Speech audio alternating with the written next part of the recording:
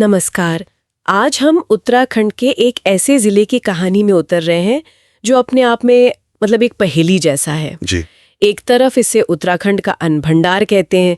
यहाँ देश का पहला कृषि विश्वविद्यालय है, IIM जैसा बड़ा संस्थान है और बड़ी बड़ी फैक्ट्रियां भी हैं। बिल्कुल। लेकिन दूसरी तरफ यही जिला पूरे राज्य में पढ़ाई लिखाई यानी साक्षरता में सबसे पीछे है। तो आज की हमारी पड़ताल इसी पहेली को सुलझाने की है। हमारे पास कुछ नोट्स और समझेंगे कि उधम सिंह नगर, जो उत्तराखंड की अर्थव्यवस्था का इंजन माना जाता है, वो सामाजिक विकास के पैमाने पर क्यों पिछड़ गया। इस कहानी को समझने के लिए हमें इसके इतिहास की जड़ों से लेकर यहाँ की मिट्टी और आज की हकीकत सबको एक साथ देखना होगा। बिल्कुल। और ये पहेली वाकई दिलचस्प है। उधम सिंह नगर की कहानी सिर्फ आंकड़ों की नहीं है, बल्कि उम्मीदों और विरोधाभासों की है। हाँ। इसकी भौगोलिक बनावट ने इसे जो वरदान दिया और इतिहास ने इसे जो पहचान दी, उन सब ने मिलकर आज की ये तस्वीर बनाई है।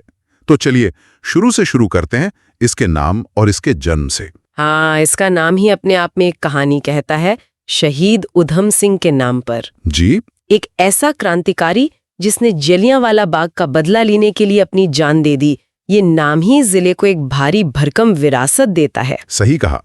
शहीद उधम सिंह ने 13 मार्च 1940 को लंदन में माइकल ओ ड्वायर को गोली मारकर बदला लिया था जी। और 31 जुलाई 1940 को उन्हें फांसी दे दी गई।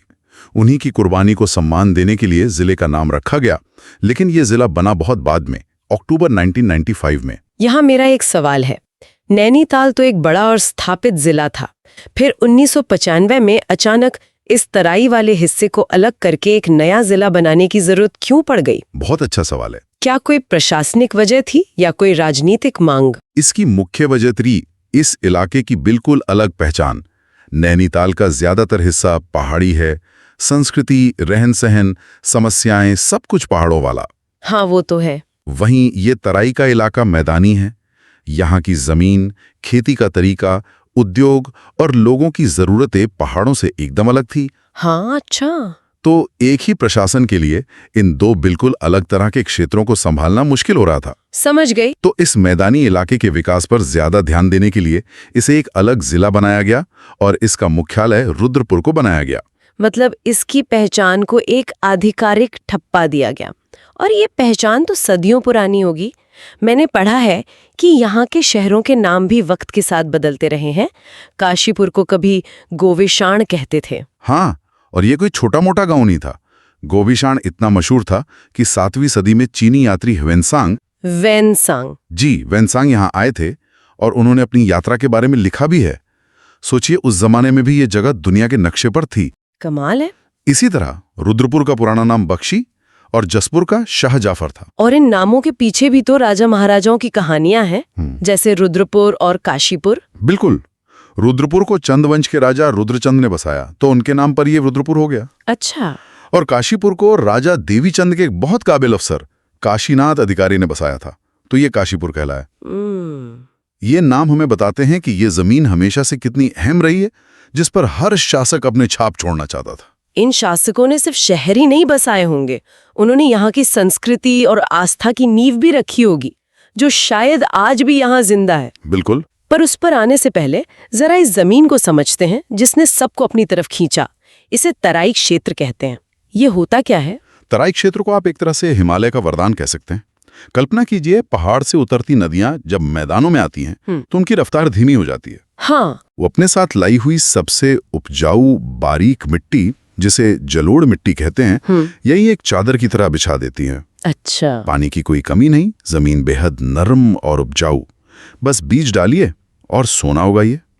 यही है तराई का जादू, और यही वजह है कि इसे अन्न का भंडार कहते हैं। यानी इसकी भौगोलिक पहचान ही इसकी आर्थिक किस्मत लिख रही थी। जी। और इस किस्मत को हकीकत में बदलने के लिए सड़कों और रेल लाइनों का जाल बिछाया गया होगा, ताकि यहाँ उगने वाला सोना बाजारों तक पहुँच सके। एकदम सही पकड़ा।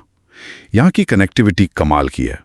कई अहम नेशनल हाईवे यहाँ से गुजरते हैं, जो इसे सिर्फ उत्तराखंड के पहाड़ी इलाकों से ही नहीं, बल्कि दिल्ली, रामपुर और लखनऊ जैसे बड़े बाजारों से सीधे जोड़ते हैं। हाँ, मैंने नोट्स में देखा था NH9, NH109 और NH309 भी।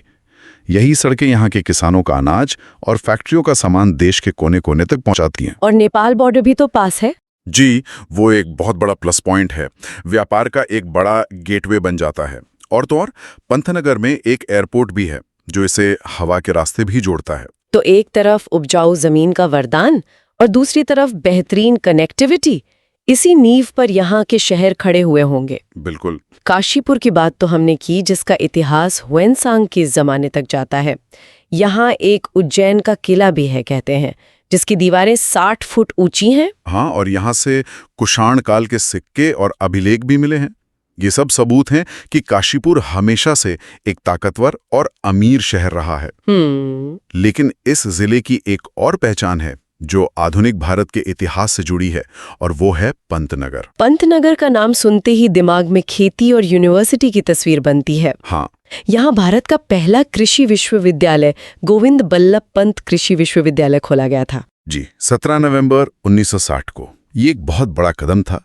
आजाद भारत अपने पैरों पर खड़ा होने की कोशिश कर रहा था, और सबसे बड़ी चुनौती थी करोड़ों लोगों का पेट भरना। सही बात है। उस मिशन का केंद्र बना पंतनगर। यहाँ खेती पर रिसर्च हुई, नई तकनीकें विकसित हुई और देश में हरित क्रांति की नींव रखी गई। और 1972 में इसका नाम बदला गया था। जी, 1972 में से गोविंद बल्लभ पंत का नाम दिया गया, जो उत्तर प्रदेश के पहले मुख्यमंत्री थे। ये तो कमाल है। तो एक तरफ काशीपुर जैसा प्राचीन शहर, दूसरी तरफ पंतनगर जैसा आधुनिक ज्ञान का केंद्र, और इन दोनों को 2013 में नगर निगम भी बना दिया गया। हाँ, जिले का मुख्यालय रुद्रपुर भी तो है। बिल्कुल। रुद्रपुर आज जिले का प्रशासनिक और औद्योगिक दिल है। इसके अलावा बाजपुर, जिसे बाज बहादुर चंद ने बसाया था, और जसपुर भी अहम शहर हैं। ये सभी शहर मिलकर इस जिले की कहानी पूरी करते हैं। इतिहास, आधुनिकता, कृषि और उद्योग, सब एक जगह। सारे लोग और इतना इतिहास हो, वहाँ आस्था और संस्कृति की जड़ें भी गहरी होती हैं। जी। यहाँ के मंदिर और मेले कैसे हैं? यहाँ की संस्कृति भी जमीन की तरह ही उर्वर है। सबसे खास बात है नानक मत्ता साहिब। ये सिखों का एक बहुत पवित्र तीर्थ स्थल है। अच्छा। माना जाता है कि गुरु नानक देव जी खुद यहाँ आए थे। ये जगह धार्मिक सहिष्णुता का एक बड़ा प्रतीक है। और यहाँ का चैती मेला भी बहुत मशहूर है, जो काशीपुर में लगता है। हाँ, काशीपुर के बालासुंदरी देवी मंदिर में। इस मंदिर को ज्वालपा देवी और उज्जैनी देवी भी कहते हैं। चैती मेला कुमाऊं के सबसे बड़े मेलों में से एक है। ये सिर्फ एक मेला नहीं, बल्कि इस पूरे इलाके की धड़कन है। दूर दूर से लोग आते हैं, व्यापार होता है, लोग कलाकार अपनी कला दिखाते हैं। बिल्कुल। इसी तरह रुद्रपुर में नवरात्रि के समय अटेरिया देवी मंदिर में अटेरिया मेला लगता है। ये मेले यहाँ के सामाजिक ताने बाने को जिंदा रखते हैं। मतलब आस्था के साथ साथ ये सामाजिक और आर्थिक केंद्र भी हैं। यहाँ कुछ झीलों का भी जिक्र है जो कहानियों से जुड़ी हैं। हाँ, काशीपुर में ही 2 खूबसूरत झीलें हैं, द्रोण सागर और गिरताल। द्रोण सागर के बारे में कहा जाता है कि इसका संबंध महाभारत के गुरु द्रोणाचार्य से है, कि पांडवों ने ये अपने गुरु के लिए बनाया था। और गिरताल चामुंडा देवी मंदिर के पास है। हमारे नोट्स में इन्हें याद रखने की एक मजेदार ट्रिक भी दी है। अच्छा। गुरु द्रोण गिरे धम, गुरु से गिरताल, द्रोण से द्रोणताल और धम से उधम सिंह नगर। अरे वाह, ये बढ़िया तरीका है। ये दिखाता है कि कैसे यहाँ का भूगोल, इतिहास और पौराणिक कथाएं आपस में गुथी हुई हैं। तो चलिए, अब हम अपनी पहेली के सबसे अहम हिस्से पर आते हैं। हमने जमीन समझ ली, इतिहास देख लिया, अब बात करते हैं आज की अर्थव्यवस्था की, जिसने इसे अन्न का भंडार और चावल की नगरी जैसे नाम दिए। इसका जवाब सीधा सा है, खेती। यहाँ के लगभग 65% ग्रामीण कामगार सीधे खेती से जुड़े हैं। 65%, ये तो बहुत बड़ा आंकड़ा है। बहुत बड़ा। चावल, गेहूं और गन्ना यहाँ की मुख्य फसलें। यहाँ की जमीन इतनी उपजाऊ है कि ये सिर्फ उत्तराखंड का ही नहीं, बल्कि आसपास के कई राज्यों का पेट भरती है। लेकिन कहानी सिर्फ खेतों पर खत्म नहीं होती। ये एक बड़ा औद्योगिक केंद्र भी है। बिल्कुल, और यही जिले की खासियत है। यहाँ कृषि और उद्योग साथ साथ चलते हैं। सिडकुल। जी, सिडकुल की स्थापना के बाद यहाँ ऑटोमोबाइल, दवाइयां बनाने वाली कंपनियां मतलब फार्मास्यूटिकल्स और खाने पीने की चीजों से जुड़ी सैकड़ों कंपनियां आईं। इसने रोजगार तो पैदा किया, लेकिन साथ ही एक नई तरह की आबादी को भी यहाँ खींचा, प्रवासी मजदूर। और इस पूरे विकास को सहारा देने के लिए यहाँ बड़े बड़े संस्थान भी खोले गए। IIM काशीपुर, पंतनगर में औषधीय एवं सुगंधित पौध संस्थान, रुद्रपुर में ग्राम्य विकास संस्थान। ये तो ज्ञान और विज्ञान का गढ़ लगता है। हाँ, कागज पर तो ये तस्वीर बिल्कुल परफेक्ट लगती है। एक तरफ लहलहाते खेत, दूसरी तरफ चलती हुई फैक्ट्रियां। और इन सबको दिशा देने के लिए IIM और यूनिवर्सिटी जैसे संस्थान। जी। यहाँ 9 विधानसभा सीटें हैं और आबादी के लिहाज से ये उत्तराखंड का तीसरा सबसे बड़ा जिला है। सब कुछ विकास की कहानी कहता है। एक मिनट, यहीं पर आकर सारी कहानी उलझ जाती है। ये बात कुछ हजम नहीं हुई। एक तरफ आप कह रहे हैं कि यहाँ IIM है, देश का पहला कृषि विश्वविद्यालय है, उद्योग हैं, पैसा है, और दूसरी तरफ हमारे ही स्रोत बताते हैं कि 2011 की जनगणना के मुताबिक ये उत्तराखंड में सबसे कम साक्षरता दर वाला जिला है। सही। सिर्फ 73.1%। ये तो बिल्कुल उल्टा हिसाब है। इसके पीछे क्या वजह हो सकती है? और यही वो सवाल है जो इस जिले की पूरी कहानी का सार है। ये एक क्लासिक उदाहरण है कि आर्थिक विकास और सामाजिक विकास हमेशा एक ही रफ्तार से नहीं चलते। इसकी कोई एक वजह नहीं है, बल्कि कई परतें हैं। जैसे? एक संभावित कारण यहाँ की अर्थव्यवस्था का स्वरूप है। यहाँ खेती और फैक्ट्रियों में शारीरिक श्रम मतलब हाथ के काम की बहुत ज्यादा जरूरत है। अच्छा, हो सकता है कि कई परिवारों के लिए बच्चों को स्कूल भेजने से ज्यादा जरूरी उन्हें काम पर भेजना हो। या ये भी हो सकता है कि यहाँ जो इतनी बड़ी प्रवासी मजदूरों की आबादी है, जो काम की तलाश में दूसरे राज्यों से आती है, हाँ, उनके बच्चे शायद स्थिर होकर पढ़ाई नहीं कर पाते। उनका आज यहाँ काम है, कल कहीं और होगा। ये एक बहुत बड़ा फैक्टर हो सकता है। जब परिवार एक जगह से दूसरी जगह जाते रहते हैं तो बच्चों की पढ़ाई बीच में ही छूट जाती है। उनका नाम स्कूलों में दर्ज तो होता है, लेकिन वो क्लास में नहीं होते। तो साक्षरता का आंकड़ा कागज पर तो है, पर असलियत में नहीं। ये विकास का एक ऐसा मॉडल है जिसने पैसा तो बनाया, लेकिन शायद इंसान को पीछे छोड़ दिया। ये तो वाकई सोचने वाली बात है। तो उधम सिंह नगर की कहानी सिर्फ सफलता की कहानी नहीं है, बल्कि इस बात का एक सबक है कि असली विकास क्या होता है। जी। ये सिर्फ सड़कें, फैक्ट्रियां और ऊंची इमारतें नहीं हैं। बिल्कुल। तो जब हम उधम सिंह नगर को देखते हैं तो हमें 2 तस्वीरें दिखती है।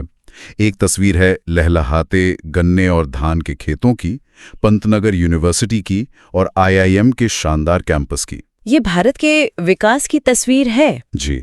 और दूसरी तस्वीर है उन स्कूलों की जहां शायद बच्चे कम हैं, उन परिवारों की जहां अगली पीढ़ी भी शायद मजदूरी ही करेगी। ये तस्वीर हमें विकास के अधूरेपन का एहसास कराती है। एकदम। यहाँ की उपजाऊ भूमि, इसकी रणनीतिक लोकेशन और यहाँ के संस्थान, ये सब मिलकर इसे एक अनोखा जिला बनाते हैं। एक ऐसी जगह जहाँ परंपरा और आधुनिकता, अवसर और चुनौतियां, सफलता और सवाल सब एक साथ रहते हैं। तो आज की इस पूरी पड़ताल के बाद एक सवाल मेरे जहन में अटक गया है। कहिए। उधम सिंह नगर ने खेती और उद्योग के बीच एक कामयाब आर्थिक मॉडल तो बना लिया, लेकिन वो अपनी सबसे बड़ी दौलत अपने इंसानों पर निवेश करने में क्यों चूक गया? शायद विकास का अगला मॉडल वो होगा जो खेत, फैक्ट्री और स्कूल तीनों को एक साथ लेकर चले। इस पर सोचना जरूरी है।